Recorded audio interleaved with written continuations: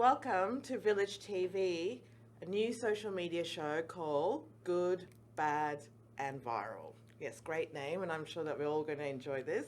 So the purpose of the show is to assess and analyze social media campaigns, whether they're good, they're bad, or instead of calling them the ugly, the viral. So here we have the panel speakers who are going to join us, and they're going to give us their opinion about the various campaigns. So on my left, we have Sean from the editor of North Sydney Times, and Pat, who's the marketing guru of Curate Bee Digital. Welcome, guys. Thanks for having me. Thanks, Sandra. That's great. And so what I'm going to do is going to talk about 3 different campaigns. And these 3 campaigns, we actually grabbed them from a new social platform. It's a channel which you can actually source the link from. At the end of the show, there'll be a link on the website, on the YouTube channel, which I hope that's going to be okay. And that's where we're going to source our information from. Now, we've actually pre-selected 3, and now we're going to show you the first one, which is the TD Canada Trust social campaign.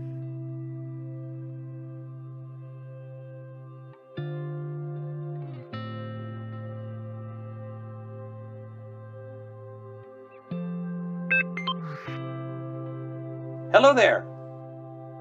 Hi. Hi. I'm here to thank you. You're welcome. Hi, Christine. Bonjour, Karine. Bonjour. Hi, Michael. Hi. I'm ATM. You know what ATM stands for? Automated teller machine? That is correct, normally, but today you're wrong. I'm an automated thanking machine. Hey, look at that, buddy. That's for you. That's on TD Canada Trust. Thank you.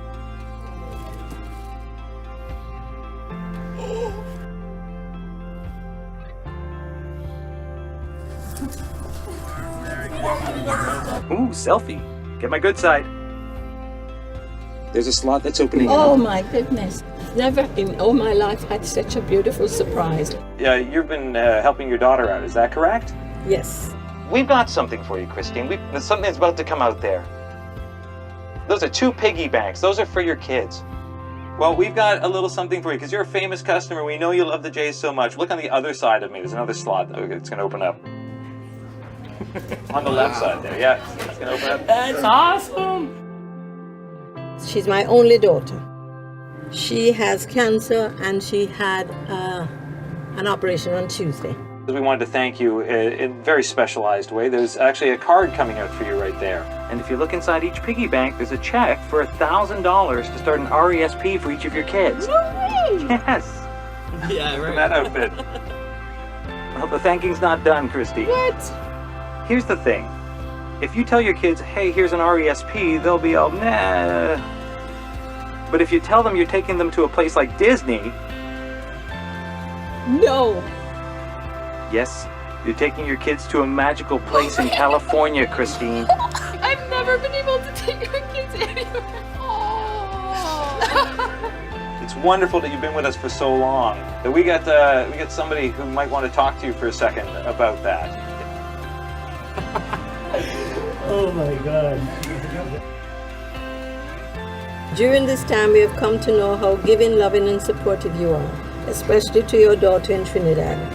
She's a lucky woman to be able to call you mom. So I just threw you a ball, but Sunday you'll be throwing me a ball. Oh my You're god. gonna be throwing out the first pitch. That is awesome. That is awesome. I got goosebumps right now. Actually, Dorothy, could you lean in for a second? Because I have a secret to tell you. Just lean in very close. We want you to thank her yourself. So we've got something coming out of the slot right now. Something right there for you. And those are tickets. Those are tickets to Trinidad. Are you serious? I am serious. You're going to go see your daughter in Trinidad. Thank you very much. Yeah. Oh, thank you, Dorothy.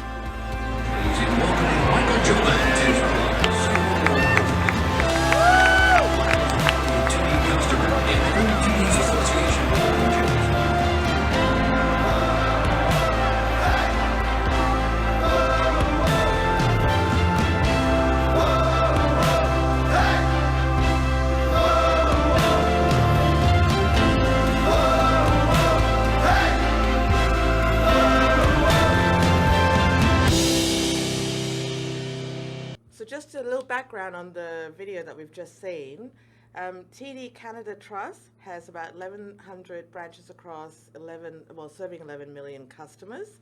Their marketing campaign that thanking over 30,000 customers with employees handing out money and calling to, to stay to direct deposits, have helped them with their automated thanking machine in local branches to be quite a viral campaign over in Canada and across the globe. Now, I'm going to just ask these guys, our panel members, what they thought about the campaign. Yeah, I really loved it. The fact that it got people engaged, it got the workers there engaged, it drew such a positive and emotional benefit to it in terms of people. You could just watch the emotion, people crying and engaging. I loved it. I just wish it just wasn't one day a year. And I also like the fact that I hope it makes every bank out there go, maybe we should also thank our clients. So I love to see the ramifications of this campaign in the future. And Pat, what did you think about that? Absolutely, I'm second to him. Very emotive campaign. I thought the concept was really simple and really brilliant. I think banks, focus a lot on advertising what they do as a bank and what they offer customers. But this takes a different angle of thanking their customers that they have at the moment to have been a part of the bank. And I think that simple message was really done without a lot of heavy branding, and it was just trying to thank these people.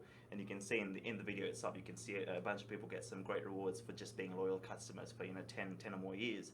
Yeah. And this is the kind of campaigns that we need to see of how banks interact with people and have a more real-time connection. Obviously it is important that this was a fixed campaign. It was over a period of a few days. It would be interesting to see how this campaign rolls on in the future. Is this going to continue in terms of how they treat their customers over a long-term strategy? And that's something that we'll have to see as part of the campaign. But as a viral campaign, I think it's been very successful. I think over 11 million views already on YouTube, and counting as we speak. So wow, really well done.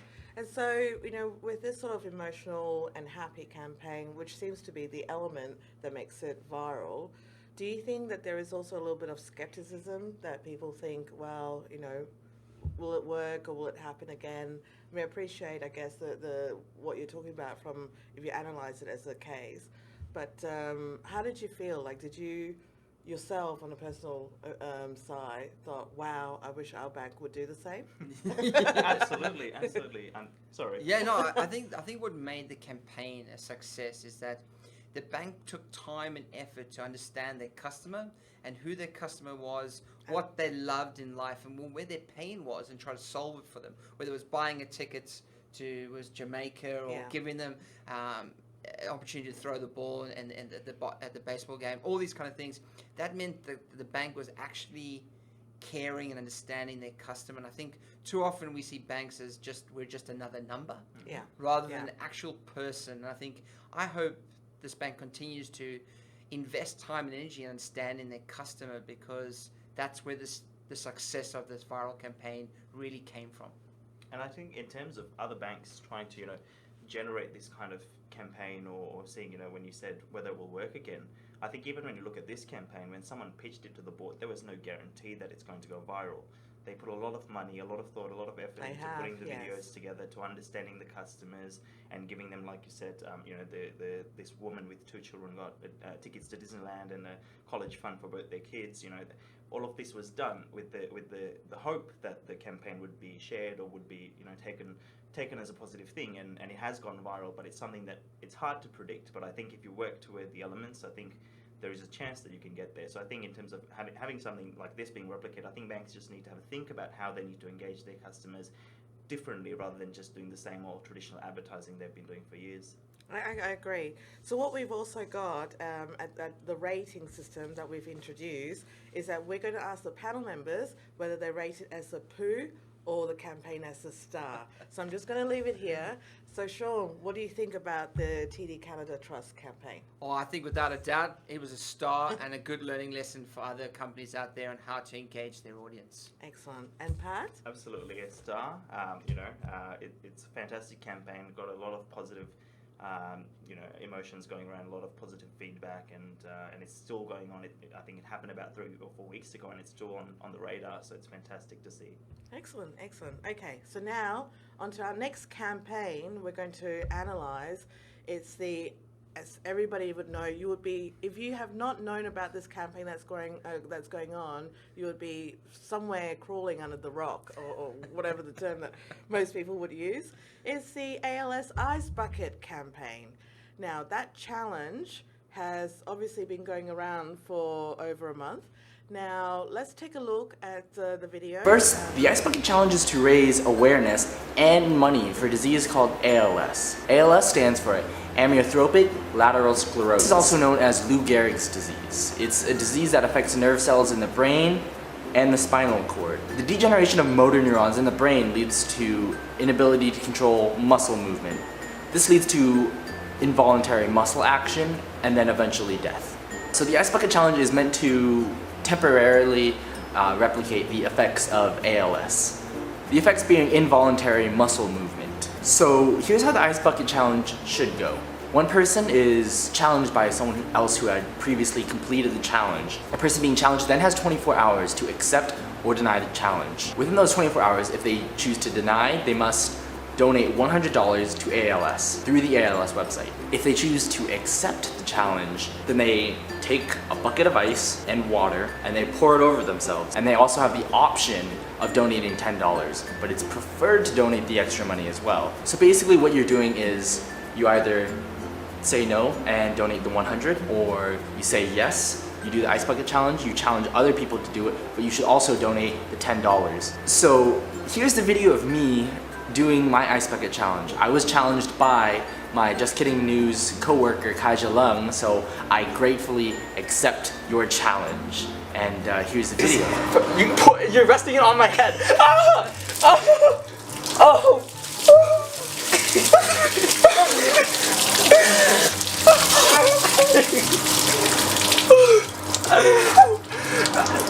And so I challenged Tommy Trent from Just Kidding Films.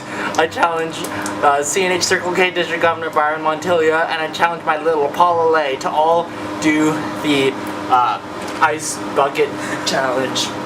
So just with the Ice Bucket Challenge, it has raised $100 million, which is fantastic for the organisation, for the motor neuron organisation. Now, Sean, what do you think about the campaign?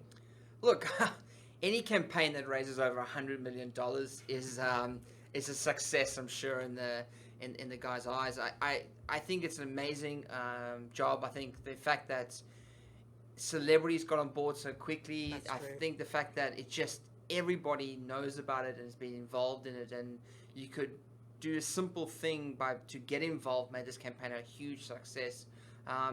Me personally, I'm not a massive fan of it, purely because I'm skeptical about whether this is the best place for people to be donating money to charity. But as a viral campaign, wow, I think every other charity out there wanted that campaign. I agree. What about you, Pat? I have to agree with him in terms of the campaign success. Obviously, 100 million is a fantastic result for a viral campaign. There was a news reporter in Queensland who did actually nominate everyone everywhere to start donating to other charities, because he noticed the success of the campaign and said we should spread the love to every other charity out there, which is fantastic.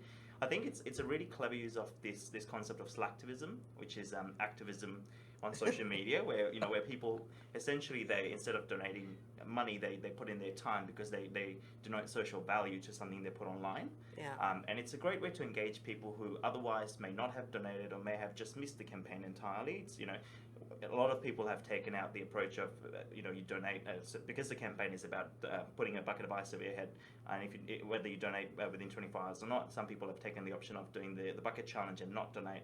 And some of these people may not have donated anyway, so what they've done instead is generated awareness by spreading the message around. And I think that's a real key to success, that they've managed to engage people who otherwise wouldn't have donated or done anything in the campaign itself, just by making it a bit of a fun, engaging thing to do. Yeah. And this is very much like a crowding effect, that you're getting all the crowd to support the cause. And I think the elements which I've noticed in terms of what made it successful is that the criteria to participate. You have to do it within 24 hours of being nominated, so it makes it very fast. You have to donate to the charity or pour an ice bucket of water, which has that instant, quick video type of effect of it. It's very easy to execute. It is very easy. Yeah, anybody can participate, and it makes you kind of cool, you know. And everyone wanted to do it first Yeah. amongst their friends. So again, it came back to gamification in some form or way, and you saw everybody doing it. Yeah. I think one of the negative points that I've seen about this campaign, which the pro works as a con as well, this idea of getting people involved that otherwise wouldn't have given their time of day. It also goes the other way, where now people start to see that instead of donating, they may be able to use a video to show that they've done their effort and they've done their part. And in some cases, it may lead to people not donating. Obviously, in this case, the campaign has worked wonders and people have donated left, right, and centre. But we'll see this growth of Slacktivism. It'll be interesting to see how this happens in the next campaign of a similar kind of status.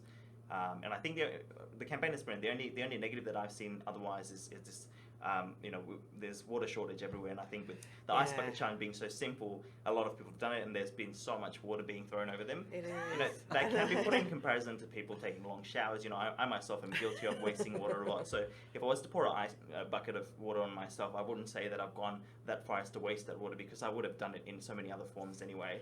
But it is something that's raised a lot of... going to film you in a shower. Exactly. I think it's raised awareness. It's raised awareness for that element of water wastage, which I think has not necessarily worked in the favour of the challenge. But that's the only thing I can really nitpick at the 5 challenge. billion litres of water has been wasted on this challenge, I believe. So, the $100 million was raised and 5 billion of litres of water has been wasted. So kind of like, there's going to be a pity. It byproduct is a pity. Yeah. And it's also a case that 100 million's gone to one charity, but is that the most important charity people should be donating towards? And one charity's gain is many other charities' losses. So there's a lot of ways to look at it. My biggest challenge for, I guess, the next step for this is, what do they do next? How do they continue to keep the momentum running? As a viral campaign, it's gone viral, but do they have a next strategy to make sure that they keep that audience engaged? Absolutely. And I think they should also show whether that money is going towards research, so that there's a direct relationship to the money. Absolutely. Last year, only 27% of what they raised went to charity. More than 50% of what they raised actually went to administration and costs. So there is a lot of things out there that do people actually understand what they're donating towards? That's Absolutely. true. And I think it's a learning lesson for organisations that want to engage in these kind of campaigns. Obviously, ALS had no idea this would become such a massive success, and it's having that sort of level of transparency with a campaign like this, that people understand what they're contributing to. Yeah. There was a lot of questions raised in terms of where the donations will go. Obviously, the amount donated last year was a lot smaller, and so the portions that were donated to research and the portions that went to fees and services were different as to what will happen in this case. But I think having that transparency roll on is very important, because having people involved in your campaign, they're all stakeholders in this now, and so it's just having that kind of level of transparency. All right, so now it's rating time. So I'll start off with Pat this time. How would you rate this campaign? Absolutely. Look, I've been wanting to use the poo rate, but unfortunately this campaign's doing really well, so I think we'll give it another star. Okay, and Sean? Look, for instant success, you can't say it was an absolute success. I guess whether it gets a poo for long term or a star for long term, only time will tell. Okay, all right. So now on to our next campaign. The next one is actually about an anti-obesity ad that has really created a lot of conversation across the internet. So we'll just show you the video now.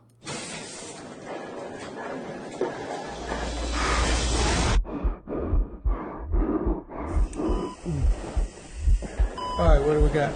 Just came in. Heart attack. 5'9", 300 pounds, 32 years old. How the hell does that happen?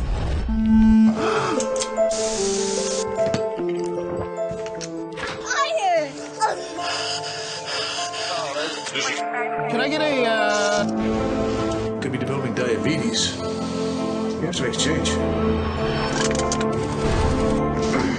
Oh, yeah. You're graduating! You watch TV. You wouldn't know to leave. You can't do this. Yes, can I get a... Yeah, no, deep dish. You have to make a change.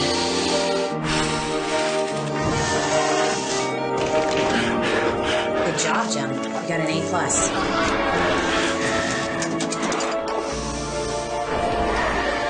are your fries, sweetie.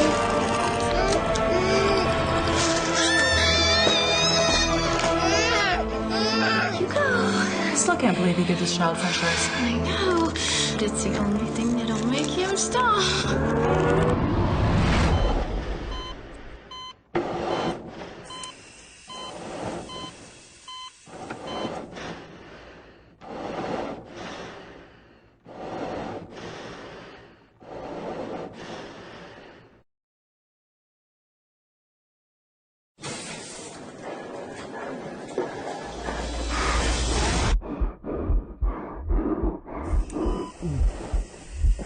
All right, what do we got? Just came in. Heart attack. 5'9", 300 pounds, 32 years old. How the hell does that happen?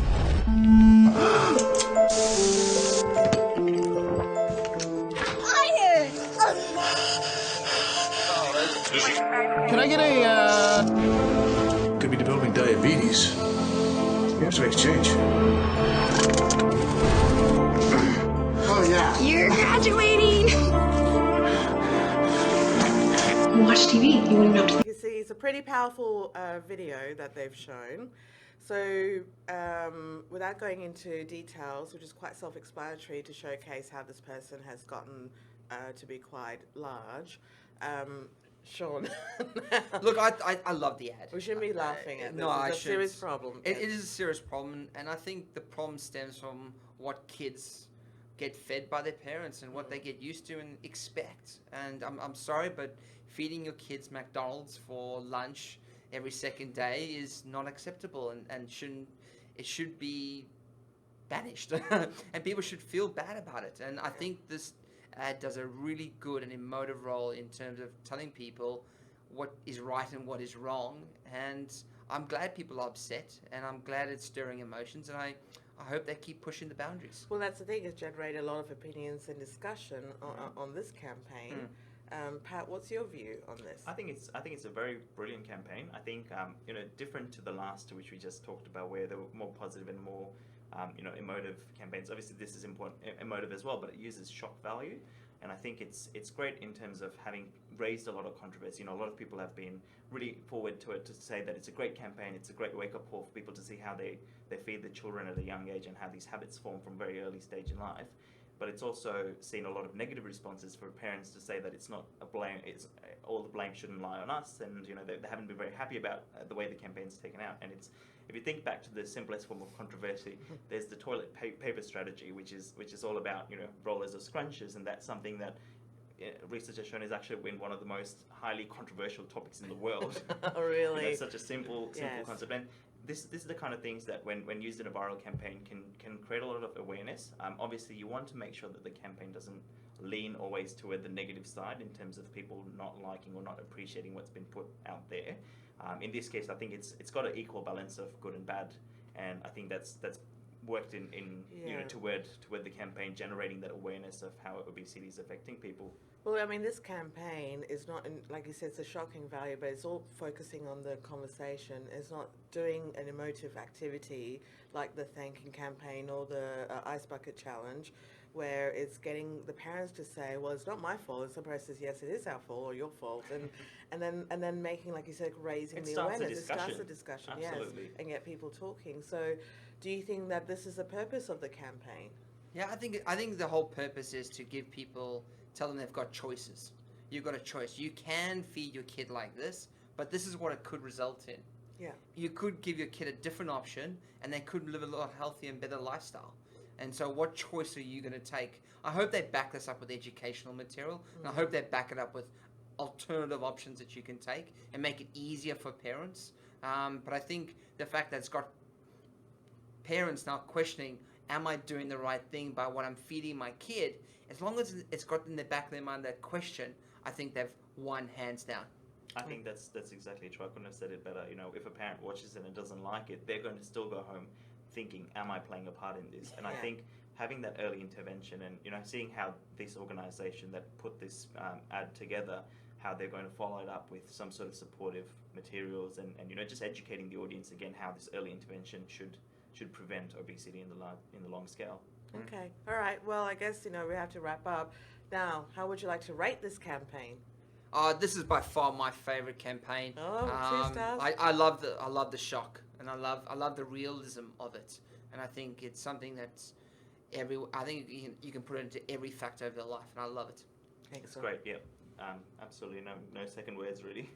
We've covered it. Well, thank you so much for being part of the show, and we hope to see you at our next show. So this is our segment of the good, bad, and viral. Thank you for being part of the show, and we hope to see you next time.